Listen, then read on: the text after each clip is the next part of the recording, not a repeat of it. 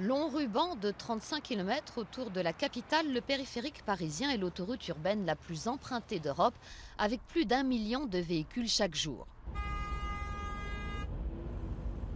Rapide et efficace, il a désengorgé Paris et ses boulevards des Maréchaux, mais il est aussi décrié pour son bruit, sa pollution, son trafic. Il fait également figure de frontière entre Paris et les 29 communes limitrophes de la Petite Couronne. Aujourd'hui, il ne correspond plus à la même nécessité, il ne répond plus aux mêmes questions. Je dirais même, en allant plus loin, qu'aujourd'hui, il est devenu une frontière, une sorte d'obstacle entre l'étendue de la région Île-de-France, sa proche banlieue et sa lointaine banlieue, et ce Paris intramuros. Pour gommer la frontière entre Paris et la proche banlieue, certains ouvrages ont déjà été mis en œuvre. Le dernier en date, ici, porte de Vanves, un jardin construit sur dalles au-dessus du périphérique.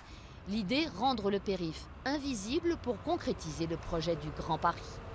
Métropole Paris aujourd'hui, ou Paris Métropole, comme on veut, est une évidence. Il n'y a plus de barrière. Donc la seule qui reste, c'est peut-être ce périphérique qu'il faut faire disparaître définitivement. D'autres chantiers plus modestes sont envisagés, comme à la porte de Vincennes, où il est question de construire un immeuble-pont qui enjamberait le périphérique, ainsi que des passerelles pour piétons. Moins ambitieux qu'une couverture totale, ce projet correspond davantage aux moyens financiers de la ville de Paris.